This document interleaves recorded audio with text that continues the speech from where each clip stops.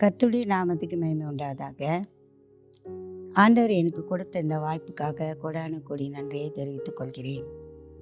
எனக்கு கொடுக்கப்பட்டிருக்கும் வேத பாகம் லூக்கா 18ஆம் அதிகாரம் முதல் 8 வசனங்கள்.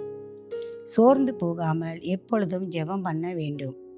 Always pray and not give up. விட்டு விடாமல் ஜெபம் பண்ண வேண்டும் என்பதே. ஜெபம் என்பது நாம் தேவாதி தேவனோடு கர்த்தாதி கர்த்தரோடு வைத்து கொள்கிற ஐக்கியமாகும். தேவனோடு செலவு செய்யும் அன்பான ஆழமான உறவே ஜெபமாகும். ரட்சிக்கப்பட்ட ஒவ்வொரு தேவனுடைய பிள்ளையின் வாழ்க்கையிலும் ஜெபம் முக்கியமான இடத்தை வகிக்கிறது. சத்துருவை எதிர்த்து நிற்கவும், பாவத்தை மேற்கொண்டு பரிசுத்தத்தை பாதுகாத்து கொள்ளவும், வெற்றியுள்ள வாழ்க்கைக்கும் ஊழியத்திற்கும் ஜெபம் தேவை. மட்டுமல்ல, நோய்களை குணமாக்கவும் சாபங்கள் முறிக்கப்படவும் ஜெபம் தேவை. பாவம் செய்கிறவன் ஜெபிக்க மாட்டான், ஜெபிக்கிறவன் பாவம் செய்ய மாட்டான் என்பது பழமொழியாகும்.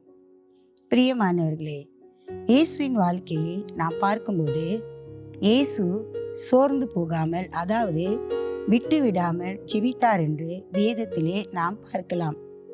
ஜெபத்திற்கு இயேசுவே முன்மாதிரியானவர்.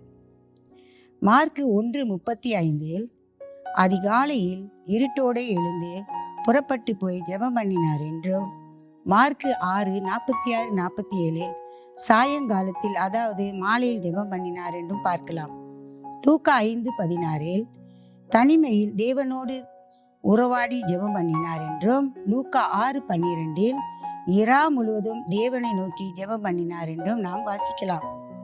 லூக்கா 9:18 சீஷர்களோடு கூட தனித்து ஜெபம் பண்ணினார் என்றும், லூக்கா 22:44 வியாகுலத்தோடும் ஊக்கத்தோடும் ஜெபம் பண்ணினார் என்றும் நாம் பார்க்கலாம். இதிலிருந்து நாம் பார்ப்பது என்ன? இயேசு விட்டு விடாமலும் சோர்ந்து போகாமலும் இடைவிடாமல் ஜெபம் பண்ணினார் என்று பார்க்கிறோம் அல்லவா? இயேசு தன் ஊழியத்தை தொடங்குவதற்கு முன்பு 40 நாட்கள் உபவாசத்தோடு ஜெபத்தில் தரித்திருந்தார். சிலுவையில் தொங்கும் போது கூட ஜெபித்தார் என்று நாம் எல்லோரும் அறிந்திருக்கிறோம்.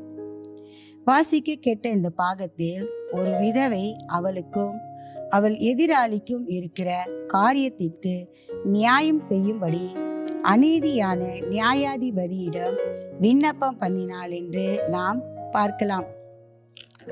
இந்த வேத பகுதி நம்மை 3 காரியங்களை குறித்து சிந்திக்க வைக்கிறதை பார்க்கவிருக்கிறோம்.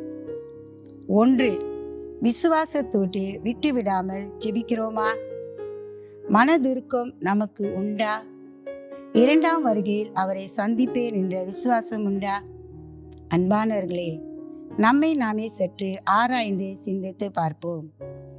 உயிர் வாழ மூச்சு தேவை. தேவனோடு வாழ ஜெபம் தேவை. ஜெபமற்ற வாழ்வு உயிரற்ற வாழ்வு. இந்த வசனங்கள் மூலமாக ஆண்டவர் இந்த நாளிலே நம்மோடு கூட பேசுவாராக. ஆமீன்.